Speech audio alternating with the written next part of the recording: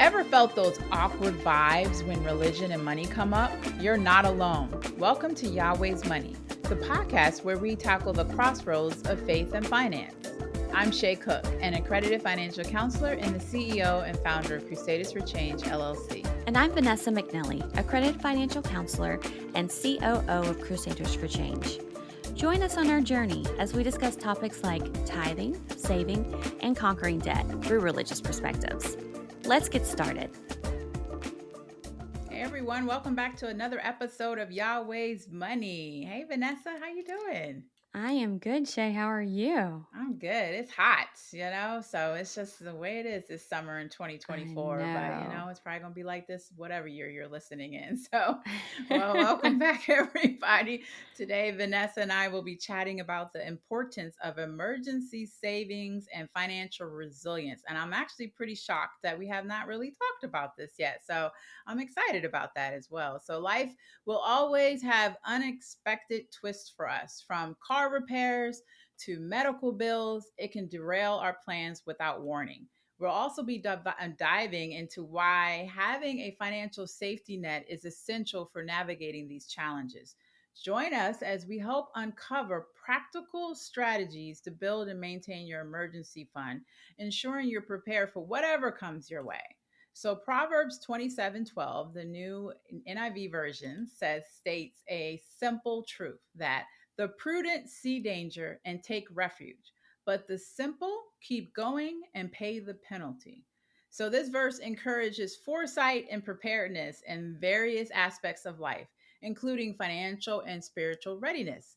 It emphasizes the importance of being wise and managing resources and preparing for unforeseen circumstances. Yay to that. You got to be prepared, right, Vanessa? You do. And I think this is something that we can use in all walks of life. Mm-hmm. It seems like some of us are more prepared. We're planners. That's kind of who we are at heart. And it's easier for us. But if that is not your personality, it is really hard to change your habits. That is so So true. being able to kind of slowly get to that point is a good thing.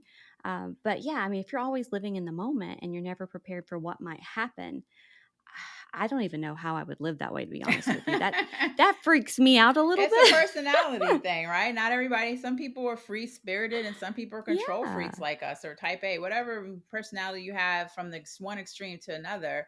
Some Hmm. people are like so extreme, like everything has to be planned for, and they're not really living in the moment. Right. And then Right. those that are just free spirited, dancing around in the world and just letting things happen. It's like, oh my God, those people drive me crazy. But you need that balance, right? Yeah, yin and yang. Exactly. So I know you and I are both very type A.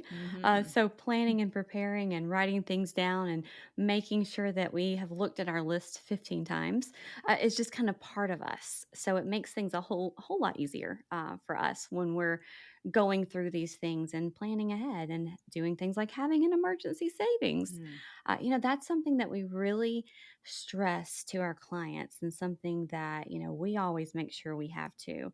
And I don't know about you, but having that backup plan has saved me over and over and over again. Same here. Yeah. I mean, I remember in the very beginning when I didn't have that plan and didn't know about emergency savings. My husband, I have to give him credit. Nate was always prepare from the very beginning. I was a Hmm. little free spirited, a dreamer, as he would call me in the beginning. And so, yeah, there would be the times you had to pull out the credit card, you would have to ask family. But then as you're planning, you're growing and maturing, you're learning, and you're in this personal finance world, and you're always hearing about emergency savings, having that. Oh my Right. God, from the broken refrigerator to the AC to the whatever, the car, to family members needing help, having to get home because of a funeral. There's many different situations that I'm like, oh my God, I'm so happy I had emergency savings. Hmm. Exactly. And having that savings provides financial security Mm-hmm. and it provides a safety net Yeah. for taking, and so we don't have to take on more debt, so we don't have to liquidate our investments. But I don't know if you've ever been in that position where you have so much debt, you are at this place where you can't make ends meet, you can't pay your bills, you can't pay the debts that are owed. Mm-hmm. And that causes so much stress and pressure on a person. It is not the way I want to live my life. I want to be prepared and ready for The anything. And anxiety of it all, right? There's so much right, anxiety that goes with exactly, sitting there at night and thinking, oh my God, how am I going to pay this debt back? Or especially if the bill right. collectors start calling, oh my God, that just brings a whole nother level of stress. So, yeah, and we see a lot of clients and family members and friends going through that. Exactly. And not knowing if your credit card's going to be declined or not when you make that next Exactly. purchase. I mean, can you even afford food? So, Oh is there God. stability with that? Can you afford food? Can you make your housing payment? Are your basic needs met? Those Exactly. are all things that suffer when you don't plan ahead and have an emergency fund. Because, note to self and newsflash to everyone, life happens. Life And it's life is gonna lifing happen to these all of days. And us. Yeah, yes, yes. yeah, it's gonna happen.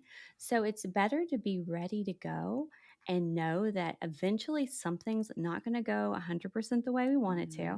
And there's always a bigger plan for that, as we know. But in the moment when you were going through that, it can seem like it is just the most detrimental, devastating thing you have ever been through, and you can't sleep, you can't think, you are worried constantly. And I don't know about you, but I don't want to live that way. And That is God not doesn't want something us I to want live to that do. way, Vanessa, as you Exactly. know. He does not want us to live in fear and worry and sadness and stress and anxiety. Right. He wants us to trust him. He wants us to have hope that things will get better, but also do the work. Exactly. Right. Yeah. Exactly. And reducing that financial stress is something else having an emergency fund does for us, Hmm. because we know in the back of our mind, if something were to happen, you were to lose your job, or you need new tires on your car, or something big happens in your life that's going to cost some money, you have saved and you have planned, and there is something set aside just in case. And I would Just in add case. when something, not if, but when, True. right? Because it's always going to be something. How many times have you Yeah. had a client, a friend, or a family say, but when I save, I need the money? Well, at least you had the money. Like, you know what I mean? But I Exactly. always got to use it for something. That's that part. Like that's the Right? reason why That's the you're saving. purpose of That's this. the You're going to use purpose. it. And then you're going to start saving again, and you're going to build it back up. And it's just a Exactly. cycle that should be going on through the rest of your life, Hmm. is saving for your needs or wants, whatever that ends up being, using that money, and then starting over. Yeah. And like you said, thankfully you have that money saved for those times in your life, because they're going to happen and it's going to come. And it really is protection Mm. from unseen events when we do this. We are just like having insurance. Yes. We are saving and we are planning ahead because something's going to happen at some point, and we have gone ahead and done the hard work ahead of time so that we're not backpedaling and backtracking. So we are Exactly. thinking ahead and planning, and it really makes things so much easier because I've got this. I don't have to rely on anyone else. I'm not going to run up my credit card bills. I'm not going to be able to pay these things off the way I thought I would. You have that security and that peace of mind. And oh my goodness, is that priceless? Yeah, it's so true. I know Absolutely. you mentioning tires, and I mean tires, everything's expensive these days. Everything's Sure. going up, and buying tires, and I'm like, I went to get my car serviced last time, and they're like, I think you're gonna need tires. And I'm like, here we go. So Uh, thank God I've already been saving for it. But I remember the days when I didn't have money for tires, and I would be like, just change the one bad one, right? Because they recommend you to do all exactly. four. And I'm Yeah. like, I don't Yeah. have money for all four. So you need to change the one that needs to be changed. But ma'am, I understand, but I don't have the money because, or Right. I have to put it on my credit card back in the day. And then you have that Right. extra bill.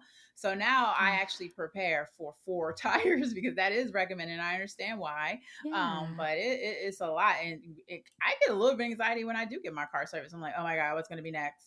Like, what What are next they going to thing? find, right? And they What always are they going find to find? something. So, oh my Well, God. yeah. Yeah, especially as your car gets older. Like, these things Yeah. are going to happen. And, even just preventative maintenance is expensive. Oh my God. So there's all these things that we have to think about and plan for. But being able to do this helps us build financial resilience. Yes. And we're prepared, and it gives us a sense of empowerment because we have control in that situation. Hmm. And having control gives you this freedom to know that if something happens, you're okay. And that is, Exactly. like I said before, it's priceless, absolutely priceless to have that feeling. It is so priceless. And then moving on into how did Vanessa and Shay get here, right? We helped ourselves. We learned. First, Sure. we educated ourselves, right? I know again, and being in college, getting my 10 like credit cards at the beginning to get my free t-shirt. I know I told that story a million times, but eventually after the bills started rolling in and then some things happened with family members saying, "Oh, we'll pay this," and they didn't, and the credit started going down. I'm like, wait a minute, let me sit down and read these statements. That was my first like real experience of educating myself, taking the time to really read the disclosures and learning about the interest rates and everything, and then going from there. And whether it was the library and then later on internet, because yeah, I'm old, so there was internet at the beginning. So, or just asking people and then going through and becoming an accredited financial counselor, all of that training, Mhm. all of that education is pivotal. We all, yeah, a lot of people say we need to blame the schools. Well, I always take it a Right. little further. I say it starts at home. It all starts with Yes. yourself and then the school. So you need, I Yes, mean, yes, it yes. can't be the school teaching your kids discipline, education. No, Mhm. that's a whole nother conversation. But when it Mhm. comes to finances, yes, they should be teaching finances in school. 100% agree. But you should also be teaching it at home. And you need to be helping yourself, especially if you're 18 and older. I mean, even if Right. you're younger, because these kids learn a lot of stuff at 3 and 4 now. But if you're 18 or older, it's your responsibility to educate yourself. It is. And, nowadays it's so easy to do so. I Yeah. mean, I pull up articles day in and day out and I read and I learn, or I listen to, a radio show, or I Mhm. listen to a podcast and these type of things. And you can get so much great information so quickly. We are truly in a position where, not being educated shouldn't be an option at this Not point, at all. because there are so many things for any person at any age and at any economic level. You have access to these things to learn, but you have to take the first step and do it. And I think that's kind of the hard part, is saying, Hmm. okay, well, instead of watching something on Hulu or playing a video game, I'm going to educate myself and learn for a little bit. Yeah. So you have to invest in yourself. You really do. And there's a lot of documentaries on the streaming services too that you can learn. So just choose Exactly. instead of watching the drama or Bridgerton or something. So watch something about fraud or money or whatever so you can learn. But yeah, Yeah. and I love how you say that's good. That's great for the next point. Like staying informed. Like we need to stay informed with Mm. the state of the economy, which is crap. I mean, interest rates, which are crap, and everything else, Wait a right? And so minute, is I it? interest rates are like 6-7%. That's ridiculous. Oh And my I know the people goodness. back in the 80s were like, well, interest rates were like 13 and 14. Yeah, I was like, Yeah. okay, but we ain't in the 80s no more. So like No. Well, so and yeah. that's something too. We really need to think about these things, because let's say you need a new car and Mm, you have no idea what interest rates are.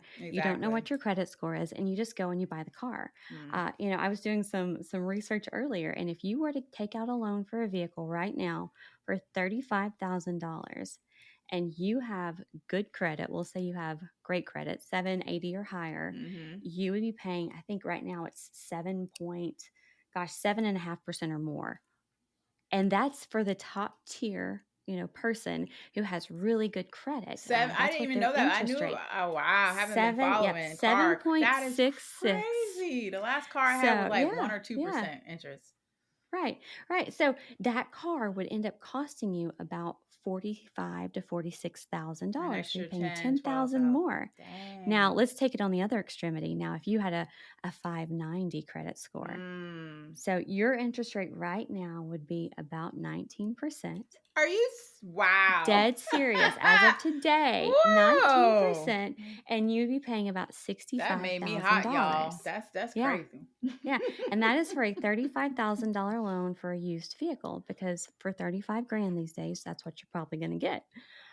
So knowing that and being able to save an extra 20 grand because you have good credit, or holding off until the interest rate has gone down a little bit, or Yeah. there's so many things, but planning ahead and just knowing where you're at is great. And educating yourself and doing your research and just keeping up with things really does play a huge part in all that. It really does. That's crazy. And that's why you need to have an emergency plan. You need to, because you need to develop a plan for job loss, emergency, medical emergency, somebody dying like your breadwinner or you Mm-hmm. die. I mean, whatever the situation is, you should have an emergency plan because, oh my God, I think, through all of these situations, job loss, medical emergency, Yeah. and I know a lot of family members who have lost breadwinners and now they have to rely on their children or family members or friends to help them.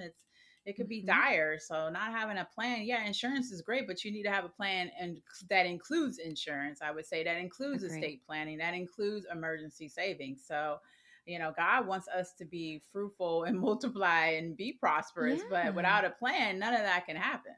So, Right. And it really does help us practice self control as well when we get into these situations because we've already kind of been in the mindset of, that if something happens, I know that I need to hold back a little bit or I need to yeah. start looking for some gig work or whatever that is. Because I Hmm. always say when something happens to me, I go into my emergency needs only plan. That's what I Yeah. do. And it's needs Exactly. only. And that is it, and Hmm. it's like I can live a good life until then, but when it happens, I go to needs only so that money that I've saved lasts even longer. Exactly, exactly. And being able to cut back, sacrifice, right? We always, Yep. my three things is self control, sacrifice, and discipline. And people, when you're in a dire situation, whether it's job loss, medical emergencies, you should be cutting it all the way down to just Yes. basic needs, period. Like they ain't no going out. Yes. Like when people like, but I got to get my hair done. Okay, you can do your own Mhm. hair. I'm sorry. I have a problem with that because you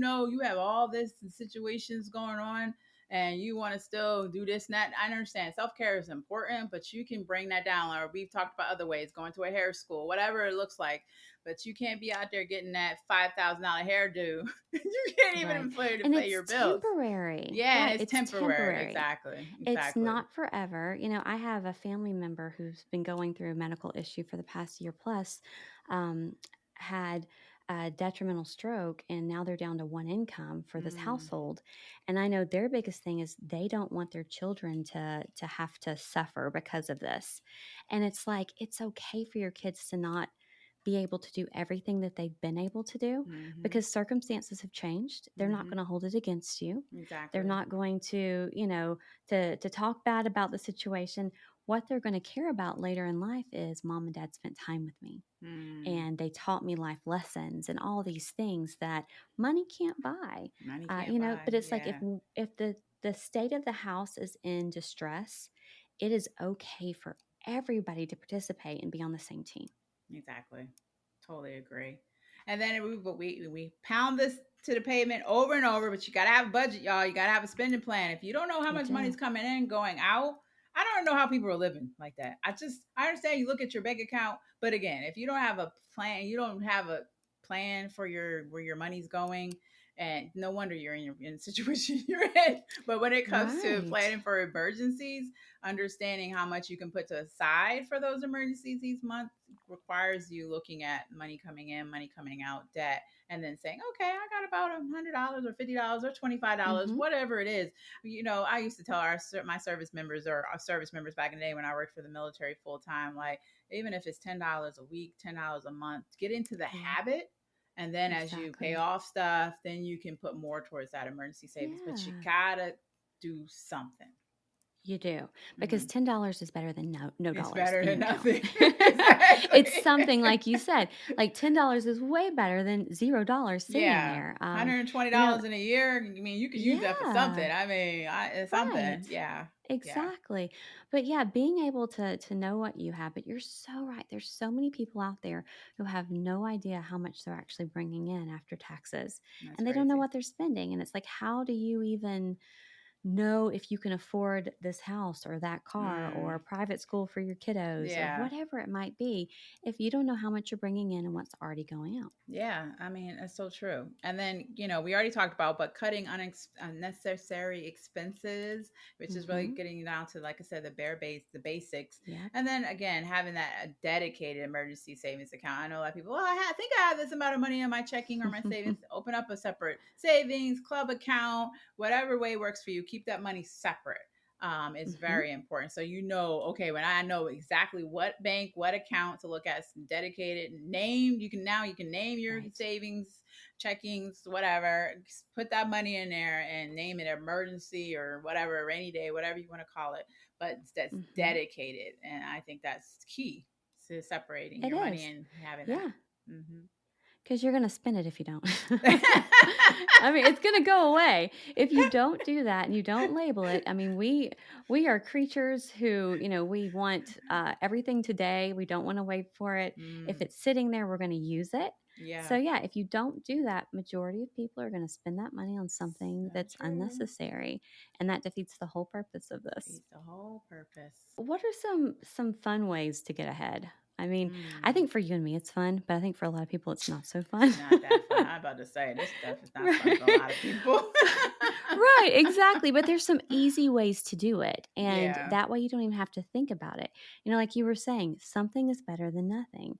If it's automated and it's already coming out of your savings or coming out of your account, you don't have to think about it. It's automatic. You're not going to miss that money. But if you do automatic transfers, have that taken out every time you get paid, or you have like a rotation every week or every 2 weeks, you're not going to miss those $10, $20, $50, whatever it might be based off of your budget. You are not going to miss that money. You're going to get used to it, and you're going to see that account grow as that money piles up that you're not missing. And it's going to happen a lot quicker than you think it is, too.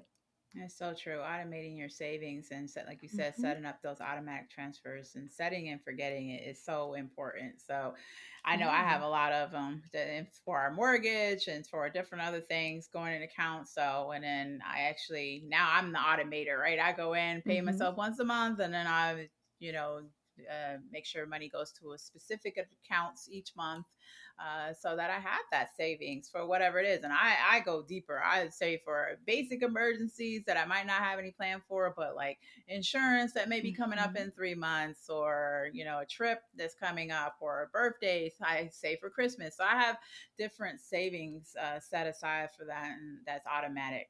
Yeah, Yeah. And it makes it so easy. It really yeah. does. Because you can see, what you're saving for, and you get excited about these things. I mean, I get excited when my vacation fund grows, just like you, Mm-hmm. or, my retirement fund grows. So, it can be an exciting thing to see that you're making a difference in your own Mm-hmm. future, and that you're going to be setting yourself apart and getting ahead versus everybody else. Yep. So it can feel really good, which, getting that high and those endorphins is always a good thing too. Always good. So yeah, it can really put you in a good headspace too, I think, with all that. And if you're in a position too where you don't have a lot and you're spending what you make, and let's say you're not making a ton of money right now, there are other things you can do. You can create a side hustle and make some extra cash. I mean, I Girl, think you though. and I have done that over and over again in Over our and over, a years. side hustle, or another job. Like Yeah, I've told so many clients exactly. that you need to go get a job, like a I second know. job, go teach somewhere, go help somewhere, go Mhm. serve somewhere, go deliver some Mhm. mail. I don't know, do something, because having a second job, there ain't no shame in it. So, There's not. And I think especially when you're young, those are your hmm, hustle years. yeah, And that's the time that, you really kind of crunch it, and you work full time, you have a couple of side hustles. I mean, gosh, I think I've been in places where I've worked, full-time job. I would cater on the weekends. I would babysit at night. I would do all these different things, just to try to get ahead and have savings and make sure that I never put myself in a position where if something happened, I wasn't prepared. And it's exhausting, but you have to look at it as it's temporary. That's the it's thing about this. temporary. Once you get to that point and you have grown in your career, or you have cut back your expenses and you're living within your means again, those sacrifices of putting in extra hours, or just the bare bones necessities, that can go away, and you can slowly have the things that you want again, but you have to make sure it's within your budget and within reason. So, getting a side hustle, working for somebody else, on your hours off, things are so much easier now with remote work too. So So, you much can even do it easier. from home. Yeah. I And I know. don't know why so many people are reluctant to do that. It almost feels like it's a last resort for a lot of people. Well, it was But never a last there's, resort for me. Recent, yeah. actually today, went through my motivation app. I saw a quote that said, "Pain from discipline is better than pain from regret." And I shared that with Mm, my sister because a lot of people forget discipline is, I think, necessary. And actually, in the Christian faith, God talks about discipline a lot in the right. Word. But it's important to have that discipline and sacrifice. And I love that Vanessa, you keep saying it's temporary. It's not going to last forever. You ain't got to work two jobs Mhm, forever. But mhm. I'm reminded of a time of a story. It's 25 years ago. My husband and I got married. We're actually starting to celebrate it on Friday. Is our first of two marriage weddings, whatever we had in New Orleans 25 years ago. So we're celebrating that. And when we were preparing to have the big wedding in August 25 years ago, I worked at Sports Authority full time. I would go to Kohl's for like 4 hours. Uh-huh. And then I actually considered going back to Hardee's that I worked to for when I was in high school to do a couple hours there. My husband's like, okay, you don't need to work three jobs. But I was for a whole summer, I worked two jobs so I can save to Mhm. pay for this wedding.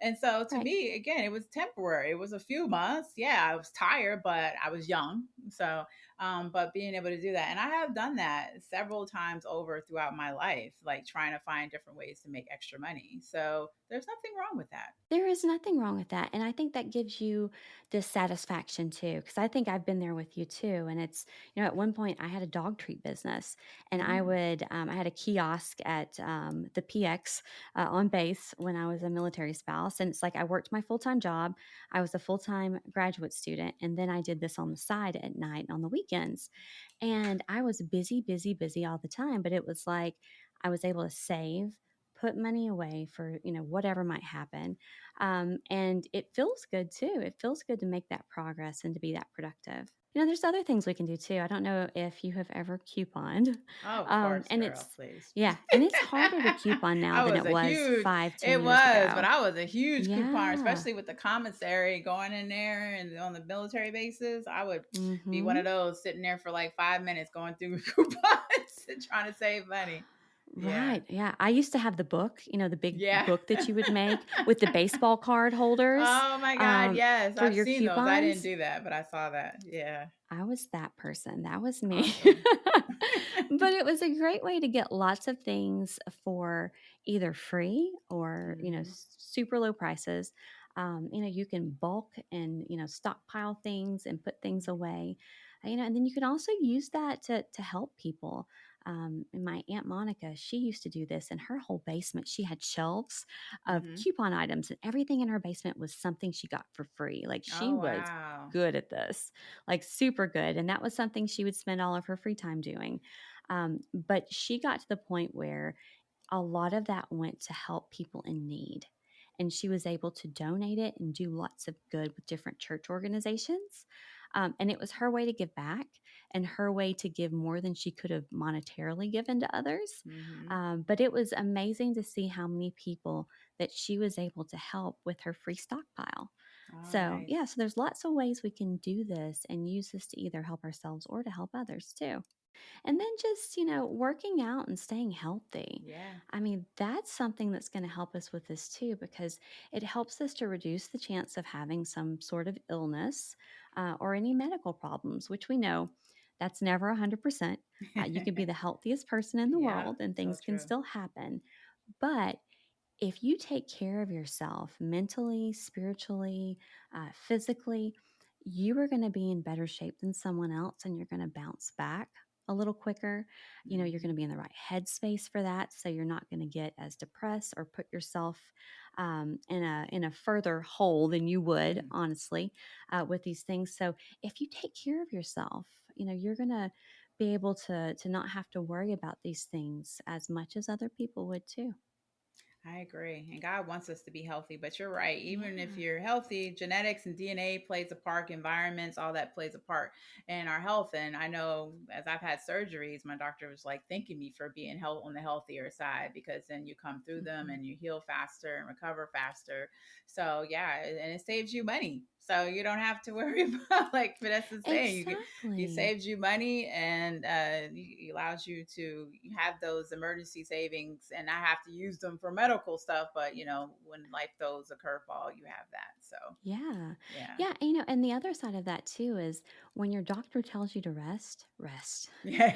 It's okay to sit and just be still for a bit because if you Mm. take care of yourself, and that's another way of taking care of yourself, right? Mm-hmm. And being healthy is doing what your doctor says in that moment too. Because if you do what they say and you give your body time to heal properly, you're not going to have to worry about something happening later on because you pushed yourself too hard, or you have to get something redone because the surgery didn't do exactly what they thought because you started jogging 2 weeks too soon, or whatever that Exactly. might be.